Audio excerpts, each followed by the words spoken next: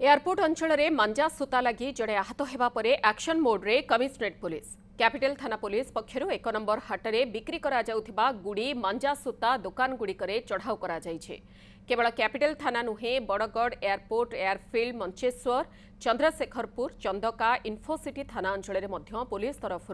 चढ़ाऊ करा जाइछे। आमे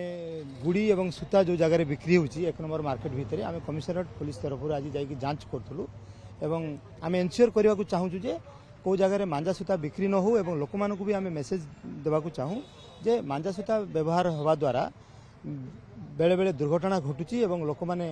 एथिरे दुर्घटनाग्रस्त होउचंती एवं तांको जीवन विपन्न होउची एनु याकू एवॉइड करंतु एवं आमे मध्य जो जगह जदि पाइबु मांजा सूता बिक्री होची आमे बीएनएस धारा अनुसार लीगल एक्शन नबु।